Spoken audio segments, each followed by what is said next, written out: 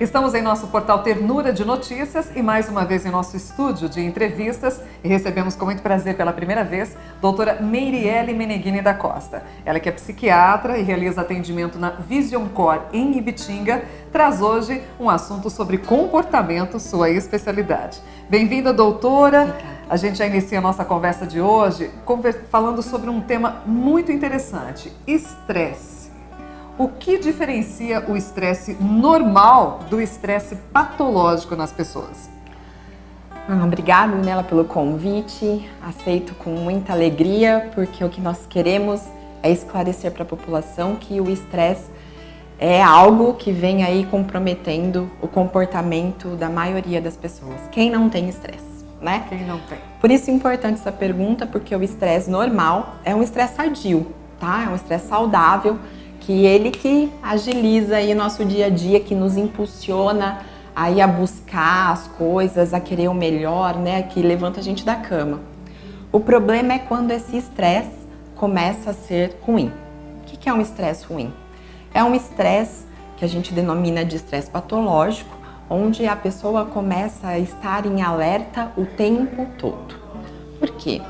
Nos primórdios, bem antigamente, né, nós víamos aí a necessidade de uma luta, de uma caça, né? Nós não tínhamos comidas no supermercado, não era assim? Então precisava aí o homem das cavernas, vamos dizer assim, ir lutar e buscar a comida, né? Então ele vivia num estado de estresse, de alerta, né? O que impulsionava ele a sair da sua caverna e buscar a comida. Isso gerava todo aí um estímulo cerebral, né? Então o hipotálamo mandava adrenalina para esse corpo, o coração disparava, a musculatura ficava muito mais forte, né? Porque ele precisava correr e caçar. Hoje em dia nós não precisamos, né, estar em alerta o tempo todo. Mas, né, naquela época era algo saudável. Precisávamos ter aquele estresse para conseguir a comida, sobrevivência, e assim, depois de, né, uma boa refeição, aí existia um relaxamento, né? A pessoa poderia aí ficar realmente tranquila após isso. O problema do estresse patológico é que a pessoa não descansa. Então ela fica naquele nível de adrenalina, de alerta, a maior parte do tempo. E onde é que o prejuízo começa a ser evidente no indivíduo quando nós temos aí essa alteração, essa vivência constante deste sentimento, desse estresse? Então imagina, Daniela, você em alerta a maior parte do seu dia, né? Como que o seu organismo vai responder a isso? Então a gente começa a ter uma diminuição da imunidade, a pessoa começa a ter muito mais resfriados, alergias, problemas aí com o estômago, né? A gastrite nervosa, então queima, arde, começa a ter aquelas borboletinhas no estômago, né? Aquela sensação, né? Vamos falar em público, né? Pra gente pode ser tranquilo. Mas se eu colocar uma pessoa aqui que não gosta disso, ela não vai ter dormido a noite toda, não é assim? Não, isso fica tremendo, né? Treme, né? A voz não sai, porque para ela aquele estresse é altamente prejudicial. Então, a pessoa começa a ter um prejuízo significativo no seu dia a dia. Lembrando que esse estresse patológico, por estar recorrente, ele se torna um estresse crônico.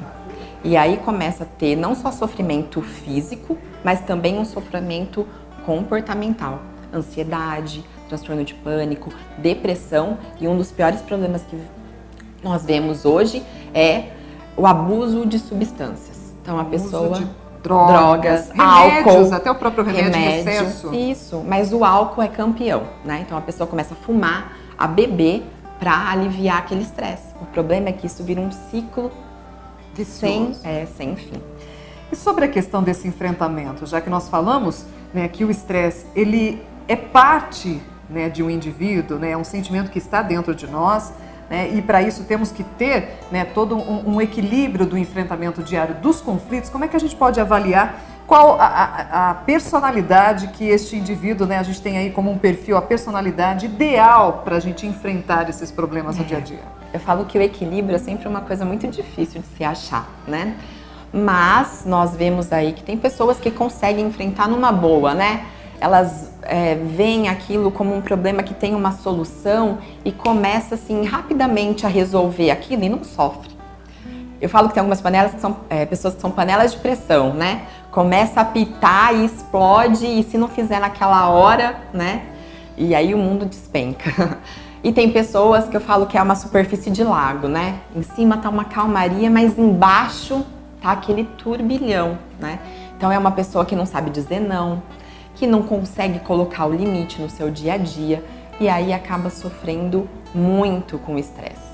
Por isso que a ideia às vezes é aprender, né? A dizer não, olha, o meu limite é até aqui.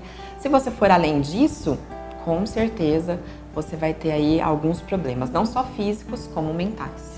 E aí, quando a gente fala sobre o estresse no trabalho, é notório que milhões de pessoas sofrem e vivenciam estresse relacionados ao ambiente de trabalho ou na sua própria função, nas atividades que desenvolve todos os dias. E neste caso, hoje se configura com o nome, né, de uma síndrome, a síndrome de burnout. Né? No que consiste, como lidar com essa situação, e a gente fecha. Tem tratamento? Tem um cuidado que pode ser voltado para reduzir esse estresse? Então, a síndrome de burnout recebe esse nome porque ela significa que está acontecendo está realmente pegando fogo, né? Então, o seu corpo já está reclamando. O que é a síndrome de burnout? Nada mais é do que um esgotamento profissional. Então, a pessoa começa a ficar irritada, não consegue mais trabalhar em grupo, aquilo gera uma angústia para ir para o trabalho, né? A pessoa já começa a ter sintomas depressivos, né? Desânimo, tristeza, não tem mais iniciativa de fazer as coisas. Então, quando a gente começa a ver, né, que o estresse já não é um estresse mais saudável, e sim um estresse patológico, que causa aí todos esses sintomas que nós falamos, precisamos buscar ajuda. Seu corpo está reclamando, tá, né, aquela última gota no copo. Então, o que nós devemos fazer? Férias, essencial à sua saúde, né? Pense muito, né? Se realmente você quer diminuir aí seu tempo de férias. Lazer. Quando eu pergunto às pessoas o que você faz para o lazer, a maioria fica muda. Não sei mais o que eu faço para ter lazer. Que é trabalho para casa, casa, trabalho, filhos, aquela, né, vivência do dia a dia que esgota, né? Então as pessoas pararam de ter lazer. E horas de sono, né? O que está acontecendo com o sono das pessoas? Diminuiu a quantidade e a qualidade do sono. Então, o que eu vejo muito no consultório é isso.